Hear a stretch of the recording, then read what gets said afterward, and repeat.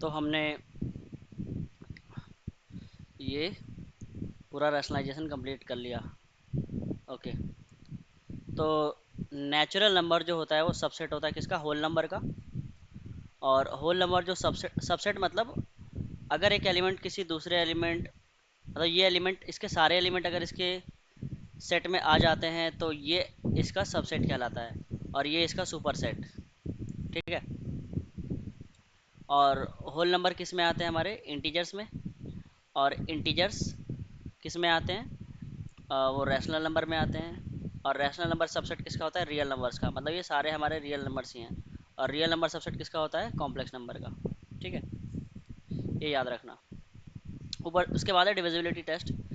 ये भी आपने छोटी क्लासेस में पढ़ा होगा। डिविजिबिलिटी टेस्ट यानी टू से कोई नंबर कब डिविजिबल होगा? जब लास्ट डिजिट क्या हो? 0 2 4 6 8। ठीक है। जैसे 3 7 6 4 9 0, क्या ये नंबर टू से डिविजिबल है? तो है, क्योंकि लास्ट डिजिट 0 है। 47 क्या ये टू से डिविजिबल है? नहीं है। 3 8 7 4 9 6 टू से डिविजिबल है? तो है, क्योंकि लास्ट डिजिट 6 है। तो ये हो गया टू से डिविजिबिलिटी। डिविजिबल बाय 3 कब होगा? 3 से डिविजिबिलिटी टेस्ट कैसे चेक करते हैं? कोई नंबर 3 से डिविजिबल तब होगा जब सम ऑफ द डिजिट्स जो हो वो 3 से डिविजिबल हो। जैसे 1 4 7, क्या ये 3 से डिविजिबल है? तो जोड़ लिया, 7 4 11 और 1 12। तो सम ऑफ द डिजिट कितना आया? 12। तो क्या ये 3 से डिविजिबल है। तो ये पूरा का पूरा नंबर 3 से डिविजिबल होगा। ठीक है। जैसे 8 5 7 3 1, क्या ये 3 से डिविजिबल है? तो जोड़ लिया सबको, 8 + 5 + 7 + 3 + 1, तो 15 और 7 22, 20,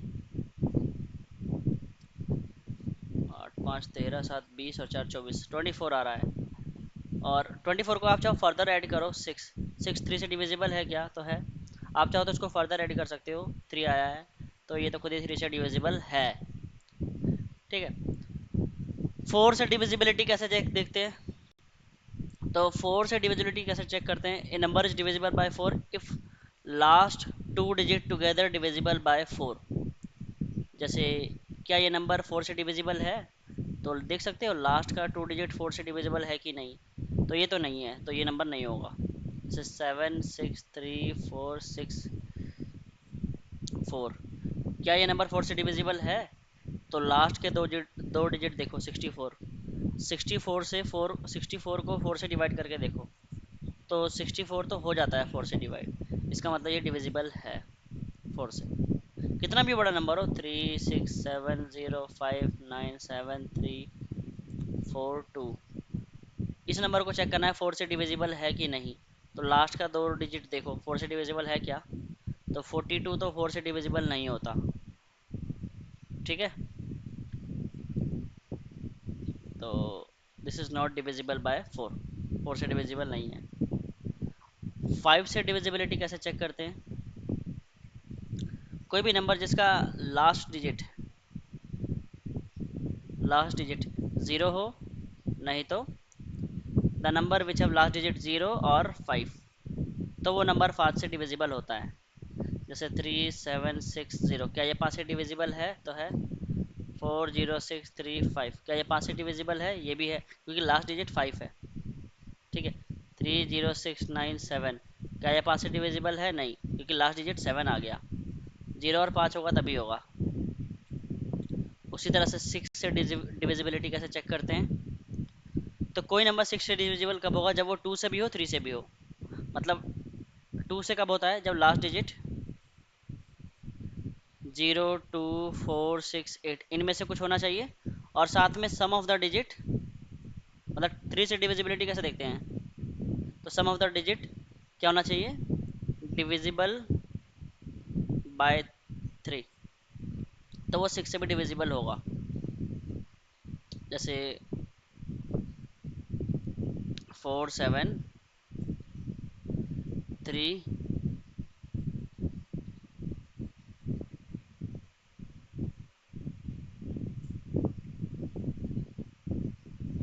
ये देखो ये 6 से डिविजिबल है क्या? तो यहाँ 4 है, ठीक है। तो 2 से डिविजिबल तो है, 3 से कैसे होगा? सबको जोड़ लिया, 7 4 11, 11 और 3 14, 14 और 4 कितना होता है? 18, ठीक है। फिर से देख लो, 7 3 10, 4 14 और 4 18, तो 18 तो होता है 3 से डिविजिबल। तो यस, ये नंबर भी 6 से डिविजिबल होगा, दिस इज डिविजिबल बाय 6, ये है, ठीक है। जैसे 1080, तो लास्ट डिजिट इवन है क्या? मतलब ये नंबर इवन है क्या? है। तो 2 से डिविजिबल तो है, 3 से है क्या? तो सबको जोड़ दिया 9, तो यस, ये भी डिविजिबल है 6 से, ठीक है। 7 से डिविजिबिलिटी खुद देख लेना, उससे अच्छा तो आप खुद डिवाइड करके देख लो उसका थोड़ा सा। मैं यही प्रीफर करता हूँ कि 7 से डिविजिबिलिटी मत पढ़ो, डिवाइड करके देख लेना कि 7 से डिविजिबल है कि नहीं। 8 से क्या कैसे देखते हैं कोई नंबर डिविजिबल है कि नहीं? तो जैसे 4 से लास्ट 2 डिजिट डिविजिबल होता था तो पूरा नंबर डिविजिबल होता था 4 से। तो 8 से डिविजिबल कैसे होता है? लास्ट 3 डिजिट क्या होना चाहिए? Divisible by 8। जैसे 1763 4,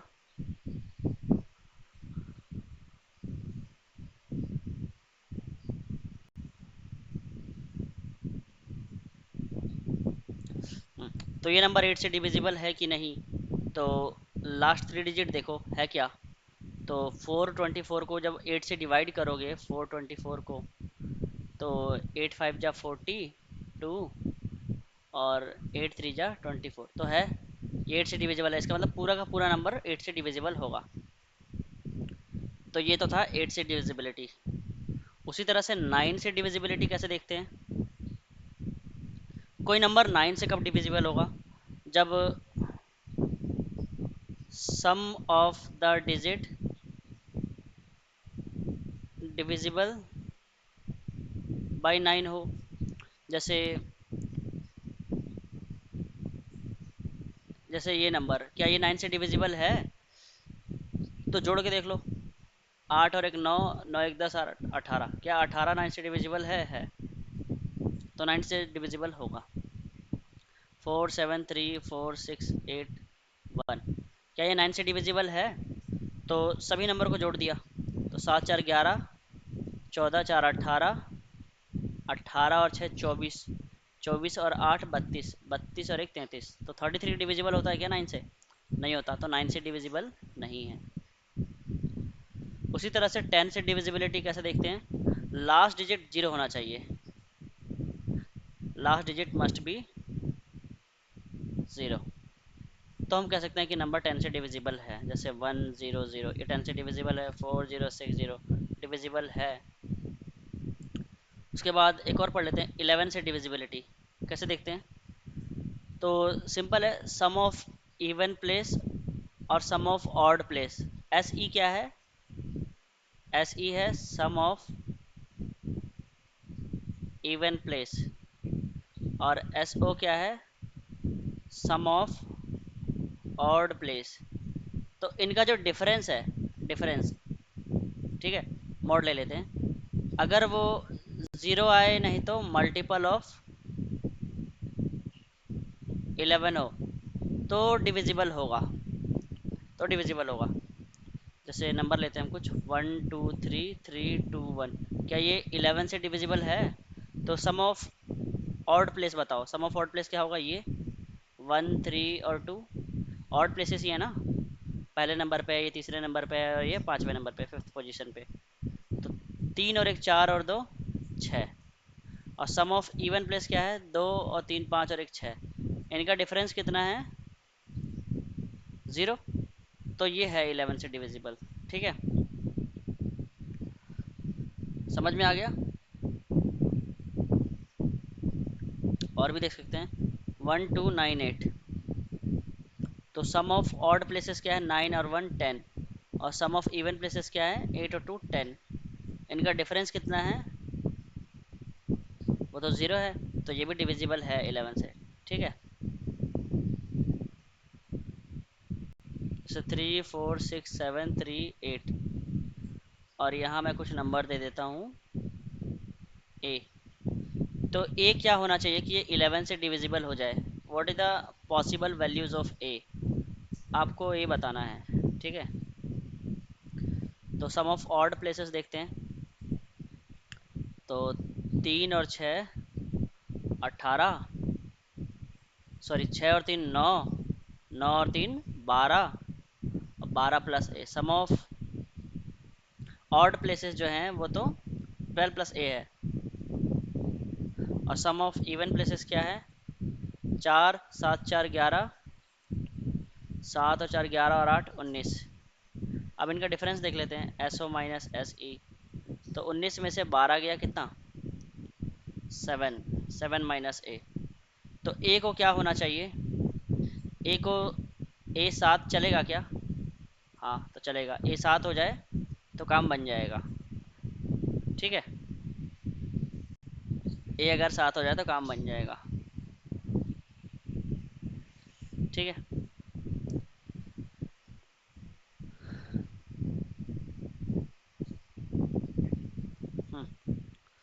तो यही आंसर है, 7।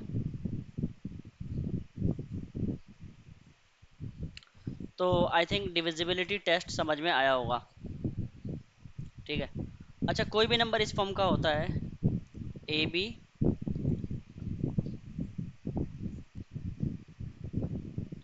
प्लस बी ए, तो वो नंबर आपका किससे डिविजिबल होगा? 11 से डिविजिबल होगा, डिविजिबल बाय 11। जैसे 46 में 64 जोड़ दो, ठीक है। तो क्या ये 11 से डिविजिबल है, ठीक है। और कोई भी नंबर इस तरीके का होता है तो वो क्या होता है? डिविजिबल बाय 37, ठीक है। प्रूफ भी कर सकते हो। कैसे प्रूफ करें?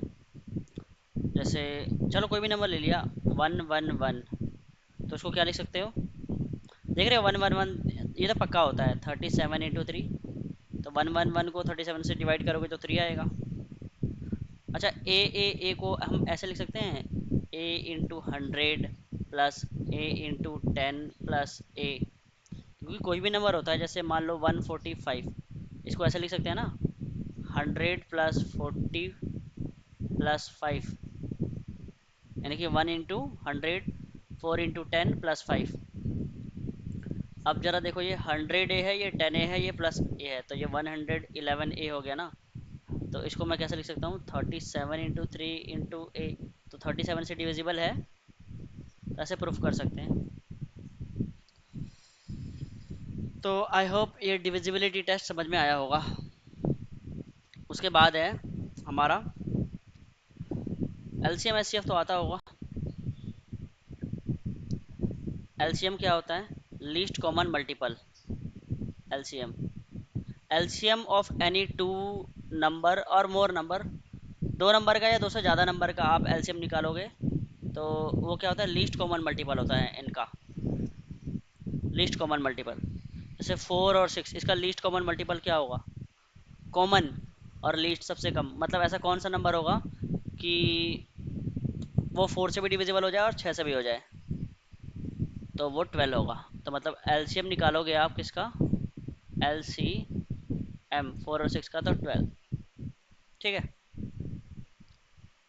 और हाँ, जो आपका एलसीएम होता है ना, तो एलसीएम जिसका आप एलसीएम निकाल रहे हो उसे डिवाइड करोगे तो इंटीजर आना चाहिए। जैसे मान लो एलसीएम निकाला है आपने किसका? कुछ भी नंबर ए बी और सी का, मान लिया वो एलसीएम एल आया, तो एल को डिवाइड करोगे अगर आप ए से, तो वो क्या आना चाहिए? इंटीजर। मतलब एल को चाहे ए से डिवाइड करो, चाहे एल को बी से डिवाइड करो, चाहे इसी एलसीएम को सी से डिवाइड करो, वो आना क्या चाहिए? वो कुछ इंटीजर आना चाहिए, ये हमेशा याद रखना। इंटीजर नहीं आता तो आपका एलसीएम बेकार है, यही डेफिनेशन है रियल, ठीक है। इंटीजर आना चाहिए। जैसे 12 को आप 4 से डिवाइड करो, 3 इंटीजर आया ना। जैसे मैं आपसे पूछूं, एलसीएम ऑफ पाई एंड 7 क्या होगा? तो कुछ बच्चे बोलेंगे 7 पाई, तो ये गलत है, ठीक है, क्योंकि 7 पाई को आप पाई से डिवाइड करो तब तो आ रहा है इंटीजर 7, पर 7 पाई को आप 7 से डिवाइड करो तो पाई आ रहा है, तो क्या ये इंटीजर होता है? नहीं होता।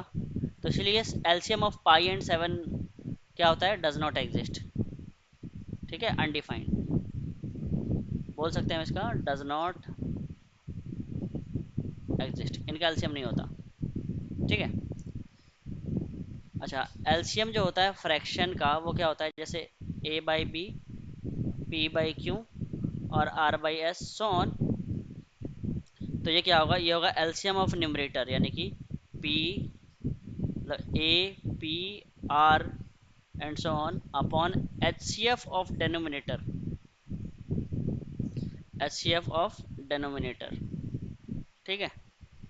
डेनोमिनेटर क्या है हमारे पास?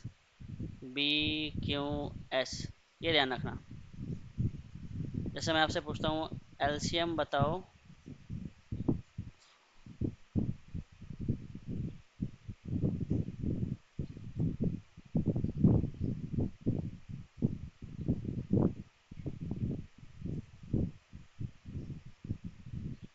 इसका एलसीएम बताओ, तो ये क्या होगा?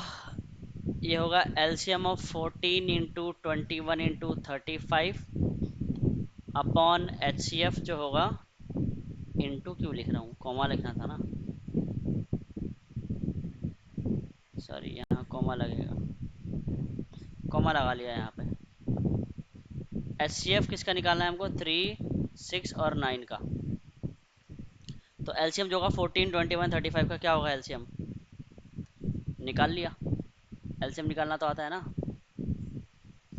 14, 21 और 35, तो 7 टाइम्स में जाएगा 2 बार में, 3 बार में, 5 बार में, फिर 2, 1, 3, 5, तो कितना आएगा एलसीएम इसका? 30, 210, ठीक है।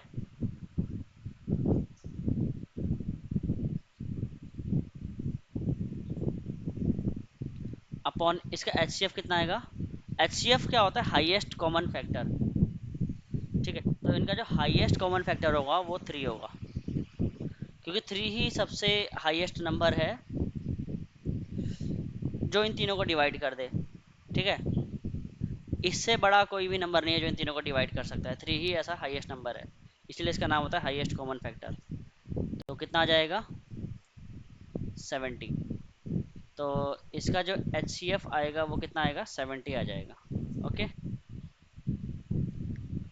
यकीन नहीं आता तो 70 को डिवाइड करो 14/3 से, 70 को अगर डिवाइड करोगे 14/3 से तो इंटीजर आ रहा है ना 15, ऐसे इसको डिवाइड करोगे 21/6 से तो भी इंटीजर आएगा, इसको भी डिवाइड करोगे 35/9 से तो भी इंटीजर आएगा, ठीक है, इंटीजर आना चाहिए बस, ये ध्यान रखना। तो ये एलसीएम की डेफिनेशन होती है। अच्छा मैं पूछूं एलसीएम बताओ √3 और √7 का, तो क्या आएगा? बहुत बच्चे बोलेंगे √21, ठीक है, तो √21 को जरा √3 से डिवाइड करोगे तो कितना आएगा? √7, √7 इंटीजर होता है क्या? गलत है, तो इसका एलसीएम क्या आएगा? डज नॉट एग्जिस्ट, ठीक है, हर किसी का एलसीएम एग्जिस्ट नहीं करता। अच्छा मैं अगर ये पूछूं एलसीएम बताओ 3 पाई और 4 पाई का, तो क्या इसका आंसर 12 पाई आएगा? हाँ तो ये ठीक है, 12 पाई होगा, 3 पाई को डिवाइड करो 4 आएगा, 4 पाई को डिवाइड करो 3 आएगा, तो इंटीजर आ रहा है ना, इसका मतलब ये एलसीएम ठीक है,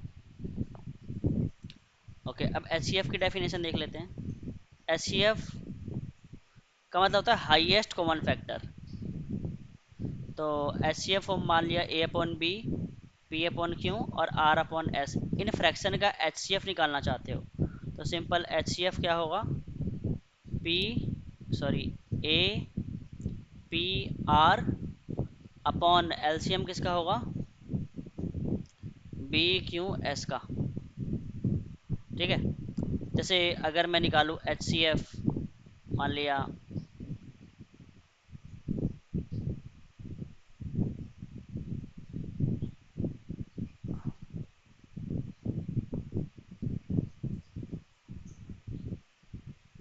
ठीक है, चलो मान लिया इसी का एच सी एफ निकालें।